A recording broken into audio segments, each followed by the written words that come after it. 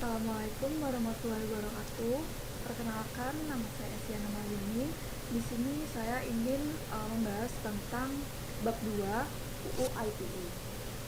Di materi pembelajaran ada kasus pelanggaran, ada UU ITE, dan tujuan pembelajarannya memahami penggunaan TI dalam hak privacy.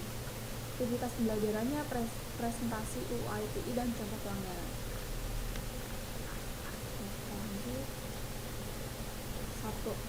Kasus pelanggaran terkait teknologi informasi. Perkembangan akal manusia yang begitu cepat yang berpengaruh kepada maupun dipengaruhi oleh teknologi informasi seolah sudah tidak bisa dibendung lagi. Khususnya di zaman kemajuan seperti sekarang ini, tak kalah manusia menciptakan sekaligus membutuhkan teknologi jaringan komputer. Internet merupakan kegiatan komunitas komersial menjadi bagian terbesar dan tercepat pertumbuhannya yang telah melampaui batas-batas suatu negara. Dengan melalui jaringan internet, maka kita bisa mengetahui apa yang terjadi saat ini dan di belahan dunia lainnya.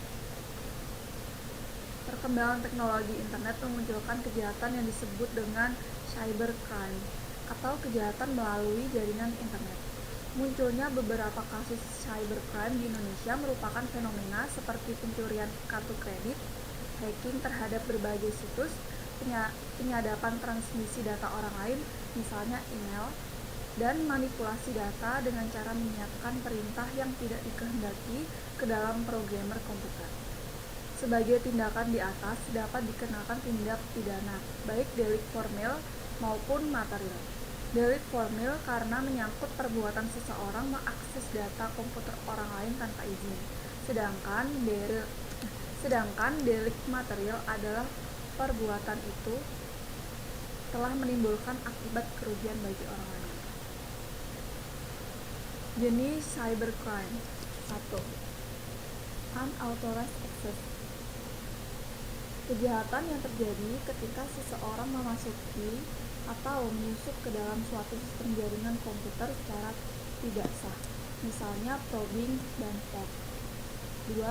Illegal content, yaitu memasukkan data atau informasi ke internet tentang suatu hal yang tidak benar, tidak etis, dan dapat dianggap melanggar hukum atau mengganggu ketertiban umum, seperti penyebaran pornografi.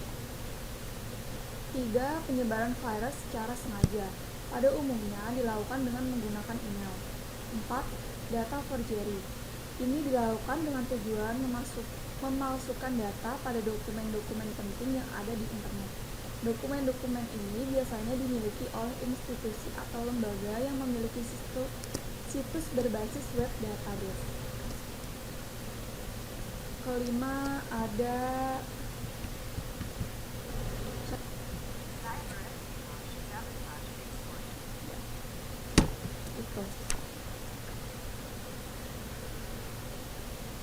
kejahatan yang memanfaatkan jaringan internet untuk melakukan kegiatan mata-mata terhadap pihak lain dengan memasuki sistem jaringan komputer pihak sasaran. Sabotase dan extortion merupakan jenis kejahatan yang dilakukan dengan membuat gangguan, perusakan atau penghancuran terhadap suatu data, program komputer atau sistem jaringan yang terhubung dengan internet. 6. Ada cyber stalking. Ini untuk mengganggu atau melecehkan seseorang dengan memanfaatkan komputer, misalnya menggunakan email dan dilakukan berulang-ulang. Kejahatan ini merupakan teror yang ditujukan kepada seseorang dengan memanfaatkan media internet. Hal itu bisa terjadi karena kemudahan dalam membuat email dengan alamat tertentu tanpa harus menyertakan identitas diri yang sebenarnya. Carding. Ini merupakan kejahatan yang dilakukan untuk mencuri nomor kartu kredit milik orang lain dan digunakan dalam transaksi perdagangan di internet. 8. Hacking dan cracker. Hacker adalah seseorang yang punya minat besar untuk mempelajari sistem komputer secara detail dan bagaimana meningkatkan kapabilitasnya. Sedangkan yang sering melakukan aksi-aksi perusakan di internet disebut cracker. Aktivitas cracking di internet mulai dari pembajakan akun milik orang lain, pembajakan situs web, probing, penyebaran virus, hingga pelumpuhan target sasaran. Tindakan yang terakhir disebut sebagai DOS, Denial of Service. DOS attack merupakan serangan yang bertujuan melumpuhkan target, hence crash, sehingga tidak dapat memberikan layanan. 9. Cyber squatting dan typo squatting. Cyber squatting merupakan kejahatan yang dilakukan dengan mendaftarkan domain nama perusahaan orang lain dan kemudian berusaha menjualnya kepada perusahaan tersebut dengan harga yang lebih mahal. Ataupun typo squatting adalah kejahatan dengan membuat domain plesetan, yaitu domain yang mirip dengan nama domain orang lain. Nama tersebut merupakan nama domain saingan perusahaan. 10. Hijacking adalah kejahatan melakukan pembajakan hasil orang lain seperti software piracy atau pembajakan perangkat lunak. 11. Cyber teroris. Suatu tindakan yang mengancam pemerintahan atau warga negara, termasuk cracking ke situs pemerintah atau militer seperti kasus Ramzi Yosef yang dianggap sebagai dalam penyerangan di gedung WTC, ternyata diketahui menyimpan detail serangan dalam file yang dienkripsi di laptopnya, atau Osama bin Laden yang menggunakan steganografi untuk komunikasi jaringannya. Kasus lainnya misalkan Dr. Nuker yang telah kurang lebih 5 tahun melakukan defacing atau mengubah isi halaman web yang berisi propaganda anti-Amerika, anti-Israel, dan pro-Bin Laden. 2. UU ITE. Undang-Undang Informasi dan Transaksi Elektronik adalah ketentuan yang berlaku untuk setiap orang yang melakukan perbuatan hukum sebagaimana diatur dalam undang-undang ini, baik yang berada di wilayah hukum Indonesia maupun di luar wilayah hukum Indonesia, yang memiliki akibat hukum di wilayah hukum Indonesia dan atau di luar wilayah hukum Indonesia dan merugikan kepentingan Indonesia. Undang-Undang Informasi dan Transaksi Elektronik atau UU ITE mengatur sebagai perlindungan hukum atas kegiatan yang memanfaatkan internet sebagai medianya, baik transaksi maupun pemanfaatan informasinya. Pada UU ITE juga diatur sebagai ancaman hukum bagi kejahatan melalui internet.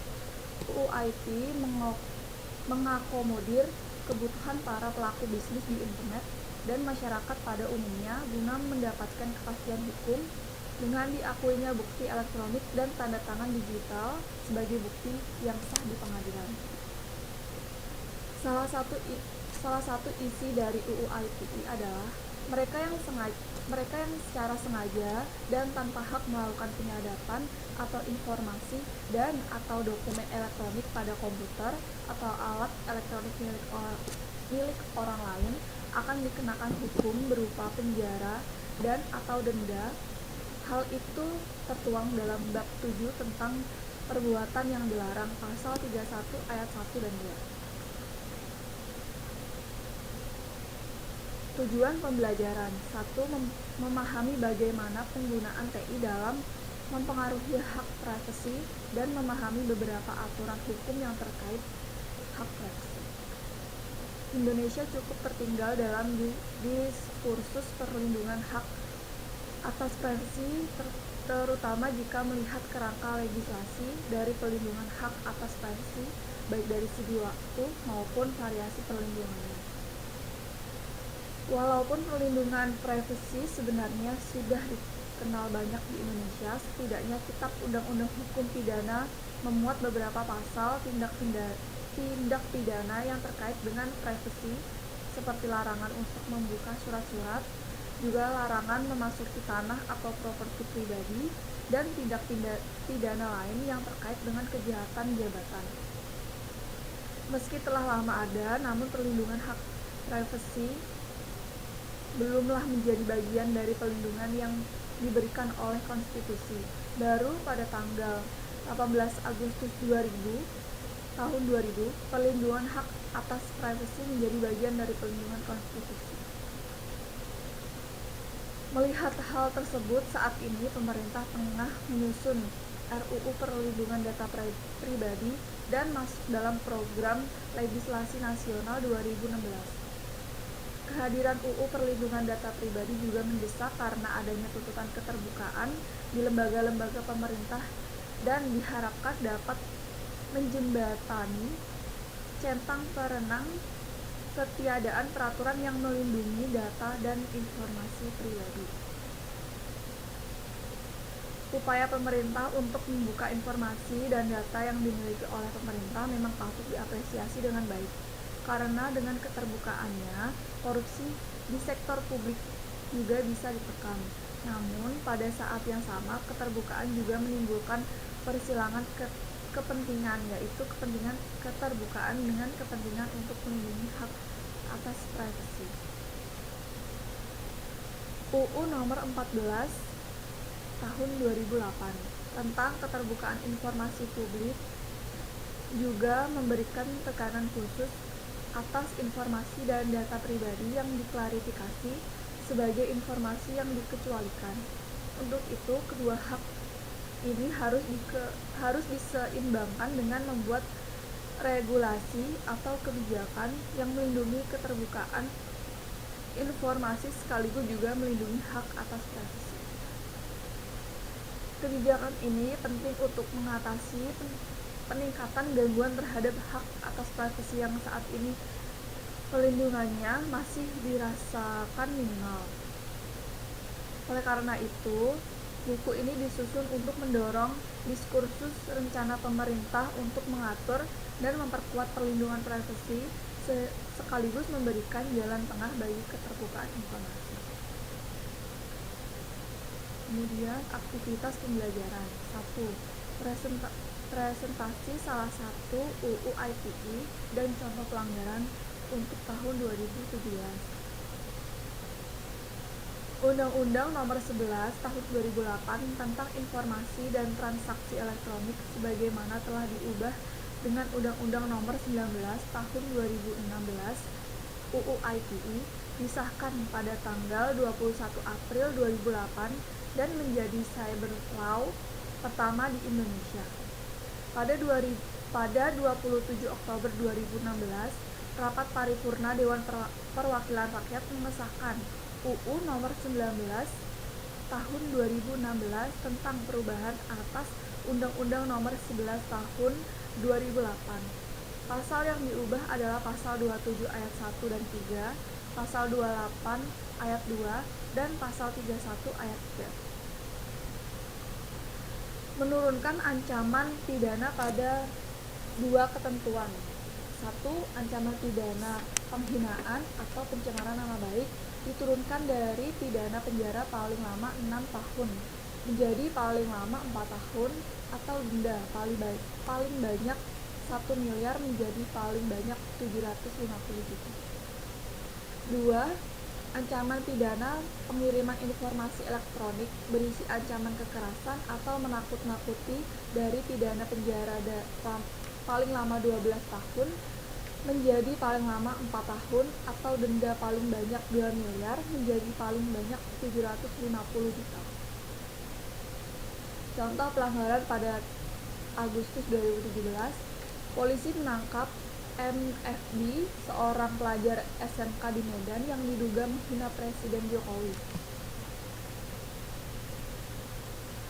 Akun Facebook yang menggunakan alamat email kebalhukum@yahoo.com itu juga menghina institusi Polri yang dipimpin Jenderal Tito Karnavian.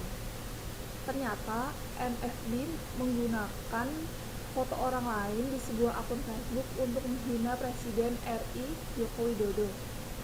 Pelaku melakukan ini untuk menghindari pelacakan petugas. Dalam laman Facebook yang menggunakan nama Ringo Abdullah itu, MFB menggunakan foto-foto yang berisi hinaan terhadap Jokowi dan institusi Polri. Setelah diperiksa lebih lanjut, ternyata MFB membobol WiFi milik MR. Hal itu diakui pelaku untuk menjalani pemeriksaan. Artis Ahmad Dhani jadi tersangka karena dianggap menyebarkan kebencian terhadap kelompok tertentu melalui akun Twitternya. Dhani berkicau yang nadanya dianggap menghasut dan penuh kebencian terhadap pendukung Ahok. Dhani dilaporkan atas tuduhan melanggar pasal 28 ayat 2, pasal 45 ayat 2, Undang-Undang Nomor 19 Tahun 2016 tentang ITE. Dhani hanya mengakui satu dari 3 tweet dari akun Twitter Dhani yang diperkarakan karena dinilai sarkastik. 2 lainnya, kata Dhani, diunggah oleh admin Twitternya. Tim kuasa hukum Ahmad Dhani yang bergabung dalam Advokat Cinta Tanah Air menilai kasus ujaran kebencian yang dikenakan pada kliennya tidak layak dilanjutkan. Mereka menganggap kicauan Dhani bersifat umum dan tidak tendensius. Contoh pelanggaran. Sejak diberlakunya Undang-Undang UU Informasi dan Transaksi Elektronik (ITE) tahun 2008, banyak kasus pelanggaran UU ITE yang bermunculan di tanah air. Tak pandang bulu, kasus UU ITE tersebut juga dapat menyeret siapapun dalam kalangan masyarakat umum hingga tokoh ternama pun bisa terlibat kasus tersebut. Dari berbagai kasus yang terjadi, tak sedikit juga yang menyita perhatian publik dan menuai kontroversi. Bahkan, ada juga kasus yang sudah bertahun-tahun diproses namun tak kunjung terselesaikan. Kasus UU ITE yang pertama booming di tanah air menimpa seorang ibu 2 anak bernama Prita Mulyasari pada tahun 2008. Prita dijerat UU ITE setelah dirinya dilaporkan oleh pihak Rumah Sakit Omni Internasional terkait surat elektronik tentang ketidakpuasan pelayanan rumah sakit yang ia kirim tersebar luas. Merasa dicemarkan nama baiknya, pihak Rumah Sakit Omni Internasional kemudian melayangkan gugatan pidana dan perdata kepada Prita melalui Pengadilan Negeri Tangerang dan Pengadilan Tinggi Banten. Prita kemudian divonis 6 bulan penjara dan dikenai denda sebesar 204 juta. Kasus UU ITE juga menimpa seorang guru honorer, Baik Nuril, pada tahun 2017. Ia dijerat UU ITE karena terbukti telah merekam pembicaraan telepon kepala sekolah tempat ia bekerja yang menceritakan pengalaman seksualnya bersama perempuan lain yang bukan istrinya. Diketahui Baik sengaja merekam pembicaraan telepon itu sebagai senjata usai dirinya merasa dilecehkan. Rekaman tersebut kemudian tersebar setelah Baik menceritakan kejadian tersebut pada salah satu teman kerjanya. Mengetahui hal tersebut, Baik kemudian dilaporkan ke pengadilan dengan tuduhan melanggar pasal 27 ayat 1 Undang-Undang ITE. Akibatnya, ia dijatuhi hukuman selama 6 bulan penjara dan denda sebesar 500 juta rupiah. Hingga saat ini, kasus Baik Nuril terus berlanjut. Yang terharu, Baik Nuril telah mengajukan amnesti kepada Presiden Joko Widodo. Namun hingga saat ini, pengajuan amnesti tersebut masih menunggu persetujuan dari DPR.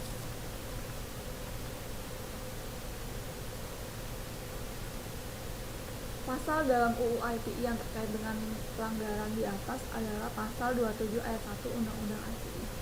Sekian dan terima kasih. Wassalamualaikum warahmatullahi wabarakatuh.